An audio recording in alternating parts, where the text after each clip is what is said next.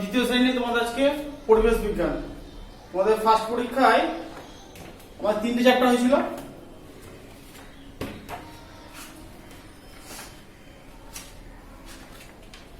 শিশুর পরিবেশ পরিচিতি, দিক মাস, বার, ঋতু, বছর আর চন্দ্র, সূর্য, গ্রহ, তারা, এই 3 চ্যাপ্টার হয়েছিল তোমাদের প্রথম পরীক্ষায়। এবার দেখো, এবার আমরা আজকে থেকে পড়াবো সজীব পরিবেশ, গাছপালা, ফুল, পাতা, ফল। এই চ্যাপ্টারটা আজকে পড়াবো তোমাদেরকে। দেখো পেজ নাম্বার হচ্ছে 29।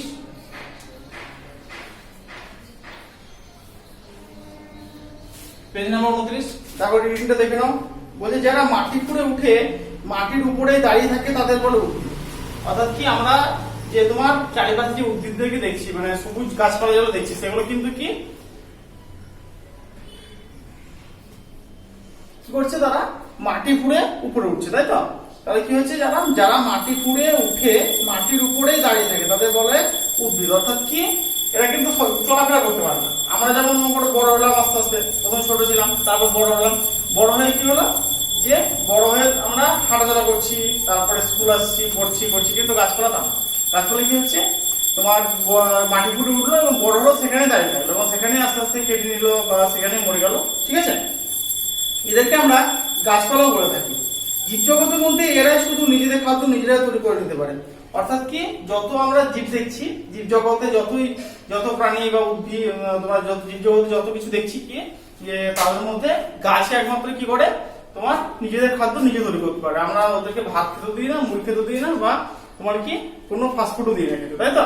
তাই কি করে, আমরা যেমন তৈরি করে খাবার খাচ্ছি বা কিনে খাবার খাচ্ছি, কিন্তু ওদের কিন্তু কোনো না, ওরা কি নিজেরাই নিজের খাবার তৈরি করতে পারে। ঠিক আছে, জীবজগতের মধ্যে এদেরকে আমরা স্বভোজী জীব বলে থাকি। স্বভোজী মানে কি, স্ব মানে নিজের,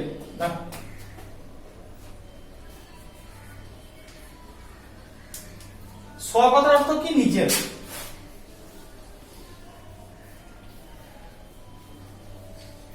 ঠিক আছে, স্ব মানে কি, নিজের, অর্থাৎ কি নিজের ভোজী, অর্থাৎ কি খেতে পারে, নিজের খাবার নিজেরাই তৈরি করে খেতে পারে। তার জন্য উদ্ভিদকে কি বলা হচ্ছে, স্বভোজী।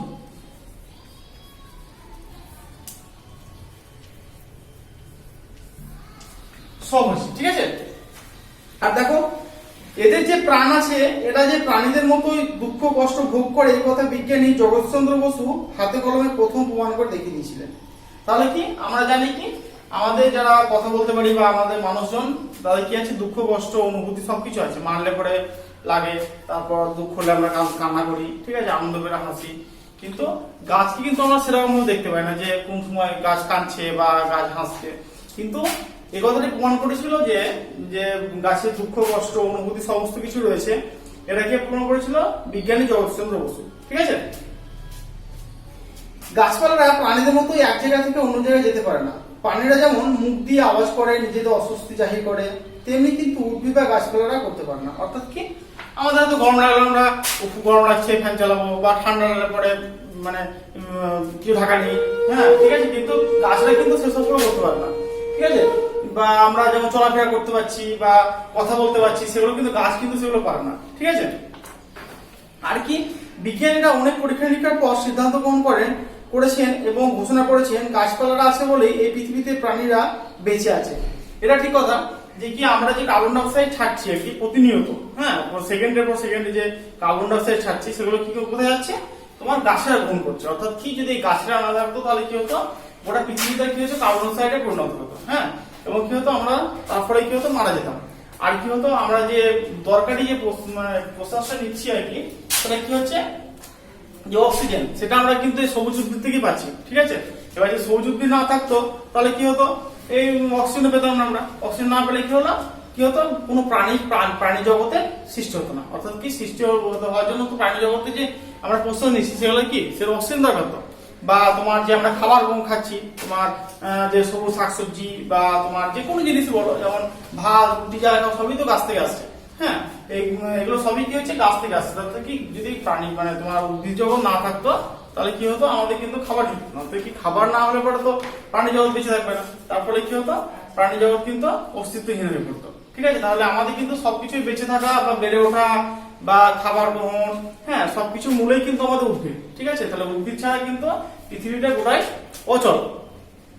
তারপরে কি দেখো, প্রাণীদের, এই যে যেটা বললাম এখন আমি, প্রাণীদের ত্যাগ করা দূষিত কার্বন ডাইঅক্সাইড উদ্ভিদকুল পরিবেশ থেকে নিয়মিতভাবে শুষে নেয় এবং তা আর প্রাণীকুলের পক্ষে জীবনদায়ী অমৃত স্বরূপ অক্সিজেন পরিবেশ ছড়িয়ে দেয়।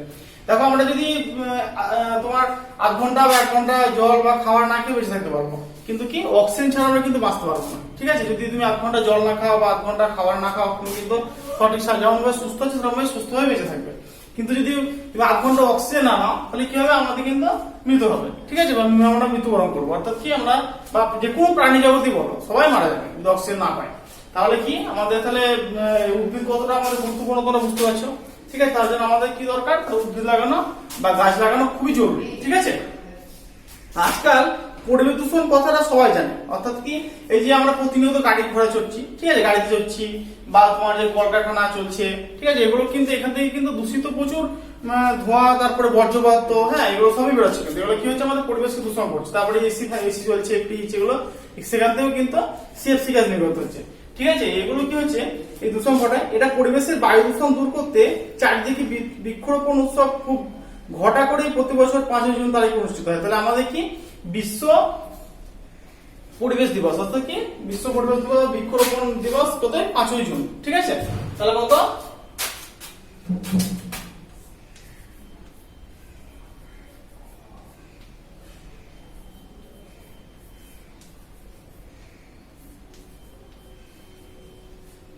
বিশ্ব পরিবেশ দিবস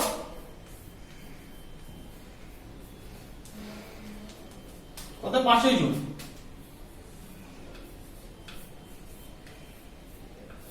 ঠিক আছে, বিশ্ব পরিবেশ দিবস 5ই জুন। তাহলে আমরা সেদিন কি করি, গোটা বিশ্ব জুড়ে কি করি, গাছ লাগাই। কিন্তু এটা মনে হয় না যে বছরে একবার 5ই জুন গাছ লাগালাম, গোটা বছর ধরে গাছ লাগালাম না, তাহলে কিন্তু হবে না। কি করতে হবে, আমাদেরকে প্রত্যেকদিন প্রতিনিয়ত গাছ লাগানো দরকার। আমাদের একটা কথা প্রযোজন আছে কি, যে একটা কি বলে, যে তোমার একটা গাছ 10টা প্রাণ, তাই তো। তাহলে আর কি একটা বলি আমরা, যে একটা গাছ কাটলে আমরা কি করতে হবে, 10টা চারা গাছ লাগাতে হবে আমাদেরকে। ঠিক আছে, এরকম ভাবে যদি আমরা চলতে থাকি তাহলে কিন্তু উদ্ভিদ শূন্য হবে না পৃথিবী। আর যদি আমরা প্রতিনিয়ত গাছ কেটেই চলি তাহলে কি হবে, একদিন উদ্ভিদ শূন্য হয়ে পড়বে এবং কি হবে, পৃথিবীতে প্রাণের অস্তিত্ব হারিয়ে ফেলবো। ঠিক আছে, এবার দেখো, সিসি শিক্ষণ পরামর্শ অনুসারে প্রশ্নের উত্তর লেখা অভ্যাস করি। কিছু টেক্সচুয়াল দেখো প্রশ্নের উত্তর দেওয়া আছে, প্রশ্ন দেওয়া আছে, উত্তর আছে, সেগুলো আমরা পড়বো। কি বলছে, প্রথমটা দেখো, গাছপালা বা উদ্ভিদ বলতে আমরা কি বুঝি।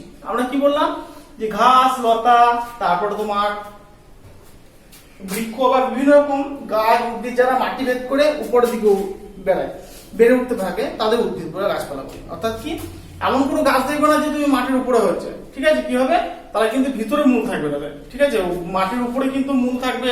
আমাদের যেমন তোমার মাটির উপরে পা থাকছে, ঠিক আছে, সেরকম কিন্তু কোনো উদ্ভিদে কিন্তু তোমার মাটির উপরে মূল থাকবে না। কি হবে, মাটির নিচে মূল থাকবে। অর্থাৎ কি, যে সমস্ত মানে যারা কি করে মাটি ফুটে বা মাটি ভেদ করে উপরে উঠে, তাদেরকে আমরা কি বলছি, উদ্ভিদ বলছি। 2 নম্বর দেখো, উদ্ভিদের বিভিন্ন অংশগুলি কি কি। তাহলে কি, উদ্ভিদের বিভিন্ন অংশগুলি কি কি দেখো। দেখো, একটা উদ্ভিদ ছবি দেখো,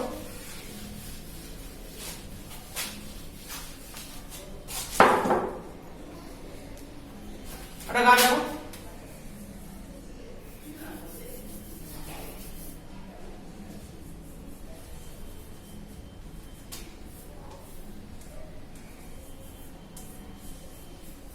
ঠিক আছে, একটা গাছের মতো আঁকলাম। ঠিক আছে, কি বলছে, তাহলে কি আমরা মূল পাচ্ছি, নিচে যেটা আছে কি আছে, মূল আছে, মূল আছে। তারপরে কি বলবো, শাখা মূল। অর্থাৎ কি, এই বড় একটা মূল থাকছে, ঠিক আছে, সেগুলোর আবার কি আছে, এই যে আস্তে আস্তে আস্তে আস্তে কি বেরোচ্ছে, প্রচুর ছড়িয়ে যাচ্ছে। ঠিক আছে, সেগুলোকে আমরা কি বলছি, শাখা মূল বলছি। তারপর তোমার কাণ্ড পড়ছি, তারপর কি বলছি শাখা পোশাকা, এই গাছের ডালপালা আছে সেগুলো কি হচ্ছে শাখা পোশাকা, পাতা ফুল ফল সব একসঙ্গে আছে, ঠিক আছে।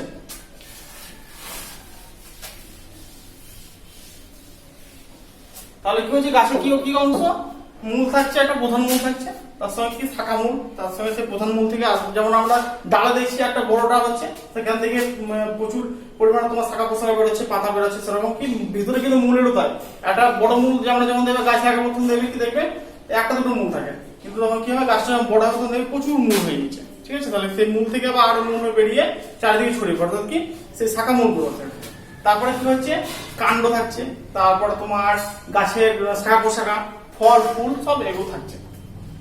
গাছের মূল কাকে বলে, এবার গাছের যে অংশটি মাটির নিচে থাকে সেই অংশকে বলে মূল বা শেকড়, অর্থাৎ কি গাছের উপরে যে থাকছে সেটা না, কি হচ্ছে গাছের নিচে গাছটাকে যে ধরে রাখছে বা গাছকে যে জল প্রদান করছে, খাওয়া তৈরি করতে সাহায্য করছে, সেটা হচ্ছে কি মূল, অর্থাৎ কি মাটির নিচে যে অংশটা থাকছে সেটা হচ্ছে কি গাছের মূল। তারপর দেখো উদ্ভিদের শাখা মূলগুলি কিভাবে থাকে, বলছি উদ্ভিদের শাখা মূলগুলি প্রধান মূল বা শিকড় সহ যুক্ত থাকে, অর্থাৎ কি একটা আমি যখন কি করছি গাছ পুঁতছি তখন কি হচ্ছে একটা মূল থাকছে, ঠিক আছে, এরকম একটা বড় বড় বা একটা কি এরকম একটা মূল থাকছে, ঠিক আছে, একটা মূল থাকছে, তখন কি হচ্ছে এরকম একটা মূল থাকছে, একটা দুটো মূল থাকছে। এবার কি হচ্ছে সেটা যখন আস্তে আস্তে গাছটা বড় হচ্ছে তখন কি ভিতরে গিয়ে এই যে শাখা মূল হচ্ছে, ঠিক আছে, বড় বড় বড় মূল হচ্ছে। আবার এখান থেকে একটা হচ্ছে, ঠিক আছে, এরকম ভাবে চারিদিকে ছড়িয়ে পড়ছে আস্তে আস্তে, এগুলো চারিদিকে ছড়িয়ে পড়ছে, এরকম ভাবে চারিদিকে ছড়িয়ে ছড়িয়ে চলে যাচ্ছে, ঠিক আছে, এরকম ভাবে চলে যাচ্ছে চারিদিকে। তাহলে কি হচ্ছে এটা তোমার চারিদিকে মূলটা আস্তে আস্তে কি হচ্ছে সেখান থেকে আরো মূল বেরোচ্ছে, সেখানে গিয়ে ছড়িয়ে পড়ছে, এগুলোকে বলা হচ্ছে শাখা মূল। উদ্ভিদের মূল কত প্রকার হয়, কি উদ্ভিদের মূল হচ্ছে 4 প্রকার। একটা কি প্রধান মূল, অর্থাৎ কি যেটা ভিতরে যেটা আসছে সেটা হচ্ছে কি হচ্ছে প্রধান মূল হচ্ছে, ঠিক আছে। তাহলে কি একটা প্রধান মূল হচ্ছে, তার সঙ্গে যেগুলো ছড়িয়ে ছিটিয়ে থাকছে আস্তে আস্তে বেরোচ্ছে সেগুলো শাখা মূল, ঠিক আছে। তারপরে স্তম্ভ মূল আর গুচ্ছ মূল, ঠিক আছে, 4 প্রকার। তারপরে দেখো উদ্ভিদ শাখা মূল বলতে আমরা কি বলছি, উদ্ভিদের প্রধান মূলের ডগা থেকে, এই যেটা আমরা তোমার যখন মাটিতে পুঁতছিলাম, যখন গাছটা ছোট চারা যখন পুঁতেছিলাম দেখেছিল একটা দুটো মূল ছিল মোটামুটি, সেটা কি বলা যায় প্রধান মূল। সেই প্রধান মূলের ডগা থেকে যে সকল ছোট ছোট শিকড় বেড়েছে, এবার এটা প্রধান মূল ছিল আমার, সেখান থেকে দেখো অনেক ছোট ছোট শিকড় বেরিয়েছে, ঠিক আছে, এটা চারদিকে মাটির সঙ্গে চারদিকে ছড়িয়ে পড়েছে, ঠিক আছে, এটাকে বলা হচ্ছে, এগুলোকে বলা হচ্ছে শাখা মূল। এরা কি করে গাছটাকে অত বড় একটা গাছ করবে, এটা মাটিকে আঁকড়ে ধরে, ঠিক আছে, যে অনেক নিচে পর্যন্ত চলে যাচ্ছে বা সাইডে কোনা চলে যাচ্ছে, ঠিক আছে, এগুলো কি করে মাটিটাকে শক্তভাবে আঁকড়ে ধরে রাখে এবং গাছটা কি হয় দাঁড়াতে সাহায্য করে, ঠিক আছে। গুচ্ছমূল মূল যখন গুচ্ছ আকারে প্রধান মূলের সঙ্গে থাকে তখন তাকে গুচ্ছমূল বলা হয়। এমন কিছু উদ্ভিদ আছে তাদের চারদিকে ছড়িয়ে যায়, ঠিক আছে, আবার কিছু উদ্ভিদ আছে এক জায়গাতে গুচ্ছ ভাবে থাকে, ঠিক আছে, কি হয় এক জায়গাতে মূলটা বেশি দূর ছড়ায় না, ঠিক আছে, মাটিতে বিভিন্ন চারিদিকে ছড়িয়ে পড়ে না, কি হয় এক জায়গাতে গুচ্ছ ভাবে থাকে, সেটাকে বলা হচ্ছে আমাদের কি গুচ্ছমূল। স্তম্ভমূল কি, ওই গাছের শাখা থেকে যখন মূল নিচের দিকে অর্থাৎ মাটির দিকে নেমে আসে, দেখবে বট গাছ, দেখবে বট গাছ ধরে কি হয় দেখবে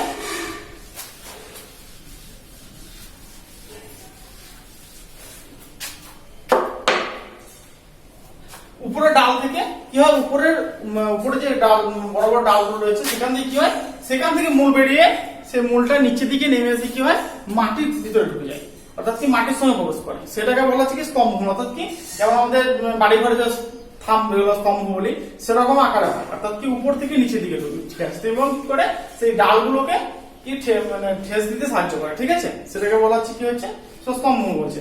কয়েকটি শাখা প্রশাখাহীন উদ্ভিদের নাম বলো, বলছি শাখা প্রশাখা হয় না, আমরা দেখবো যেমন আম গাছ, তারপর তোমার জাম গাছ, হ্যাঁ বট গাছ, এগুলো দেখি কি হয় প্রচুর শাখা প্রশাখা, একটা গুড়ি এত মোটা এবং কি হয় চারিদিকে শাখা প্রশাখা ছড়িয়ে পড়েছে। কিন্তু এমন কিছু উদ্ভিদ আছে কি হয় তাতে কিন্তু শাখা প্রশাখা নেই, তারা লম্বা হয়ে উঠে চলে যায়, ঠিক আছে, অর্থাৎ কি কোনো শাখা প্রশাখা ডাল কিছু বেরোয় না। এমন কটা গাছের নাম কি বলবো, যেমন তাল গাছ, তারপরে তোমার সুপারি গাছ আর নারকেল গাছ, এই 3টি গাছে কি হয় কোনো শাখা প্রশাখা থাকে না। কি কি গাছ, তাল গাছ, তাল,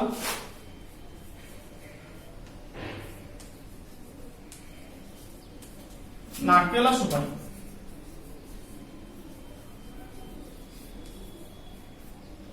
সুপারি গাছ, ঠিক আছে। আর দেখো উদ্ভিদ মাটি খুঁড়ে এবং মাটিতে অঙ্কুরিত হওয়ার আগে তার খাদ্য কোথায় জমা থাকে? বলছে উদ্ভিদ মাটিতে বা মাটি খুঁড়ে অঙ্কুরিত হওয়ার আগে শিশু উদ্ভিদের খাদ্য বীজের মধ্যে জমা থাকে। যেমন বীজ ফেলবো, প্রথমেই তো আমরা গাছ পেয়ে যায় না হঠাৎ করে, বা তোমার দেখলাম কি বলে যে তোমার গাছটা কোথাতে পাবো, আমাদের বীজ ফেলতে হয়, যে খাবার বীজগুলো, সেই বীজগুলো কি হয় মাটিতে ফেলতে হয়, এবং কি হয় মাটি থেকে সেগুলো কি হয় আস্তে আস্তে সেগুলো অঙ্কুরিত হয়ে ছোট ছোট উদ্ভিদ আকারে মাটি করে বেরিয়ে ওঠে, তাই তো? তাহলে কি হয় তখন তাদের খাদ্য কোথায় থাকে, অর্থাৎ খাদ্য বীজের মধ্যেই লুকানো থাকে, ঠিক আছে, বা জমানো থাকে, ঠিক আছে। উদ্ভিদের বেঁচে থাকার জন্য কি কি দরকার হয়? বলছে উদ্ভিদ বা গাছপালাদের বেঁচে থাকার জন্য দরকার হয় জল, বাতাস ও সূর্যের আলো। এই তিনটা থাকলে হবে। কি থাকতে হবে? জল, বাতাস এবং কি হবে সূর্যের আলো। এর সাহায্যে তারা কি করে খাদ্য তৈরি করতে পারে এবং সেখান থেকে তারা বেড়ে ওঠে, বেঁচে থাকে, ঠিক আছে। এবং কি দেখো উদ্ভিদের কাণ্ড কি বলছে, উদ্ভিদের যে মোটা অংশটি মাটি ভেদ করে উঠে মাটির উপরে সোজা দাঁড়িয়ে থাকে তাকে বলা হয় কাণ্ড। অর্থাৎ কি, আমি একটা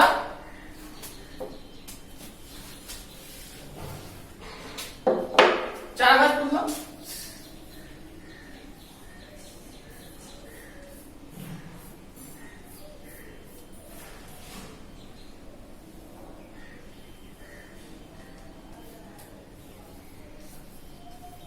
ঠিক আছে, চারা গাছ বুঝলাম, ঠিক হলো, কি হলো সেটা একটা শক্ত কাণ্ড মাটি ভেদ করে উপরে উঠছে, ঠিক আছে। সেই জায়গা সেই অংশটাকে বলা হচ্ছে কি কাণ্ড। অর্থাৎ কি একটা ছোট চারা বীজ বুনলাম, সেই বীজটা কি হলো মাটি ফুটে আস্তে আস্তে আস্তে কি হলো বড় হয়ে গাছটা উঠলো, সেটা যে উপরে যে শক্ত কাণ্ড যেটা একটা যেটা উঠছে আর কি, সেটাই কি বলা হচ্ছে, সেটাই তোমার হচ্ছে কাণ্ড।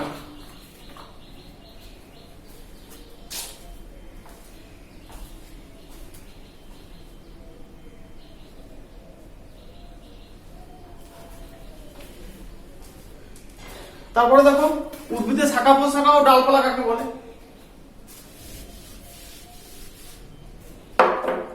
বলছে উদ্ভিদের কাণ্ড থেকে যে সকল সরু সরু অংশ বের হয় সেগুলোকে গাছের শাখা প্রশাখা বা ডালপালা বলা হয়।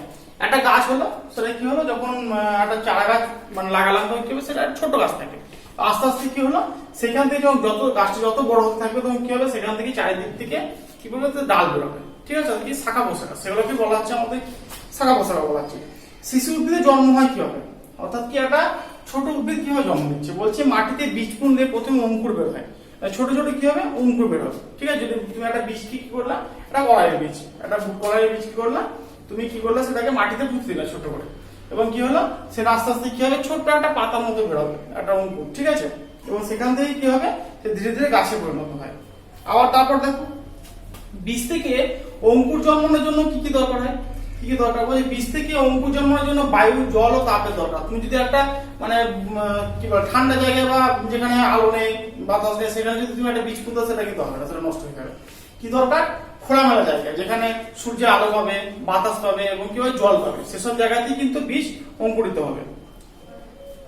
তারপরে দেখো জল উদ্ভিদের কি প্রয়োজন মেটায়? বলছে উদ্ভিদের জন্ম, বৃদ্ধি ও বেঁচে থাকার জন্য জল একান্তভাবে প্রয়োজন। অর্থাৎ কি আমাদের যেমন দেখছো কিছু খাবার খেলে জল খাই, ঠিক আছে, ঘুম থেকে উঠে জল খাই, ঘুমাতে যাওয়ার আগে জল খাই, ভাত খেলাম জল খেলাম, তারপরে ভাত রান্না করার জন্য জল, ঠিক আছে, সবকিছুর জন্য কিন্তু জলের প্রয়োজন হয় প্রাণী জগতে। সেরকম উদ্ভিদেরও কিন্তু জলের প্রয়োজন। এই জল মাটির সঙ্গে মিশিয়ে মাটির মধ্যে থাকা উদ্ভিদের খাবারকে নরম করে তোলে। আবার কি করে ওই নরম খনিজ লবণ মিশ্রিত খাদ্য উদ্ভিদ শেকড়ের সাহায্যে টেনে নেয়। অর্থাৎ কি উদ্ভিদ আমরা প্রথমেই পড়লাম যে উদ্ভিদ নিজেদের খাদ্য নিজেরা তৈরি করতে পারে।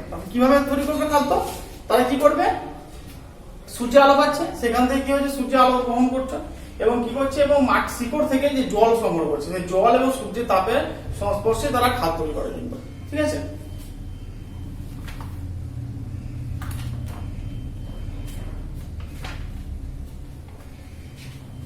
তাহলে কি করবে তোমরা এই পুরো চ্যাপ্টারটা পড়বে এবং আর দেখো অনেক কোশ্চেন রয়েছে, ঠিক আছে, এই কোশ্চেন গুলো ভালো করে পড়বে। যেমন শ্যাওলা কাকে বলে? তাহলে শ্যাওলা হলো এক জাতীয় নিম্ন শ্রেণীর উদ্ভিদ, তাকে শ্যাওলা বলে। তোমার শ্যাওলা সব জায়গায় দেবে তোমার পাকা দেওয়ালে থাকবে সবুজ সবুজ আকারে, কলতলায় যেটা তুমি কলতলায় দেখতে পাবে সেটা থাকবে, এবং তোমার পুকুরের মধ্যে থাকে, ঠিক আছে, সবুজ জাতীয় পিচ্ছিল জাতীয় ধরনের, এটাকে বলা হচ্ছে কি শ্যাওলা। শ্যাওলা কি ধরনের উদ্ভিদ? শ্যাওলা এক জাতীয় সবুজ রঙের উদ্ভিদ, এর পাতা ফুল ফল কিছু হয় না, কোনো কিছু নেই, পাতা নেই, ফল নেই, ফুল নেই, ডালপালা কিচ্ছু নেই, একটা সবুজ একদম জল ধরনের বা তোমার তেল ধরনের এক পদার্থ, ঠিক আছে। মোয়াস কাকে বলে? বলি শ্যাওলার চেয়ে একটু উন্নত শ্রেণীর এক জাতীয় উদ্ভিদকে মস বলা হচ্ছে। মস কি ধরনের উদ্ভিদ? মস কিন্তু সবুজ রঙের উদ্ভিদ। এই ভিজে দেওয়ালে, পুকুর ঘাটে, কুয়োর ভেতরে অসংখ্য মস দেখতে পাওয়া যায়। তারপরে কি ফার্ন কাকে বলে? মসের চেয়ে উন্নত উচ্চ শ্রেণীর এক জাতীয় উদ্ভিদকে ফার্ন। ফার্ন কি ধরনের উদ্ভিদ? ফার্নের ফল ফুল হয় না, এই ফার্নে পাতা আছে, ছোট ছোট চিরচিরি পাতা, ঠিক আছে, এবং এর পাতা থাকে নকশা কাটা, অর্থাৎ কি নকশা কাটা ধরনের, এরকম ধরনের, দেখো নকশা কাটা ধরনের এরকম, ঠিক আছে।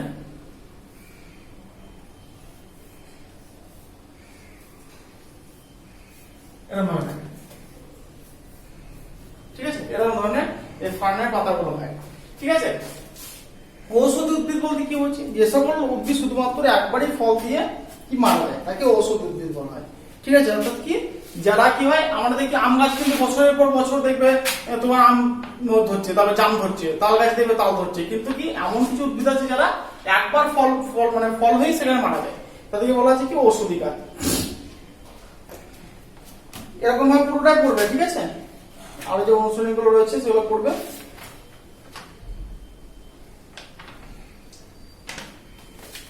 আর দেখো কিছু প্রশ্ন আছে তোমার নিজে করে করবে, সেখানে পড়বে তোমার লিখিত পর্ব, এই শূন্যস্থান পূরণ, তারপর নিচে বন্ধনের নিচে সঠিক উত্তরটি পাশে বাক্সে টিক চিহ্ন দাও, তারপর এদিকে রয়েছে কিছু অল্প কথায় উত্তর দাও, আর এখানে বাম দিক ডান দিক, ঠিক আছে।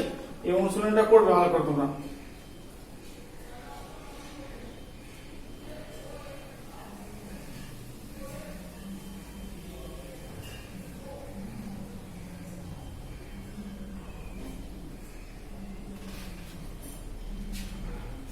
ঠিক আছে, তাহলে তোমরা কি করবে, তোমাদের বাড়ির কাজ কি, এই পুরোটা প্রশ্ন যে চ্যাপ্টারটা রয়েছে, যেগুলো তোমার নিচে প্রশ্ন উত্তর দেওয়া রয়েছে সেগুলো মুখস্থ করা, আর তার সঙ্গে কি এই তোমার নিচে পড়ো লিখিত পর্বটা লিখে আনো। প্রশ্ন 1 নাম্বার, 2 নাম্বার, এবারে 3টা লেখার দরকার নেই তোমাদের, 3টা প্রচুর বড় রয়েছে, 3টা মুখস্থ করবে। আর কি করবে, এই 4টা, এই 4 সবকিছু তোমার লিখে নিয়ে এসে যখন স্কুল খুলবে তখন আমি কিন্তু তোমাদের হোমওয়ার্কটা দেখবো, ঠিক আছে।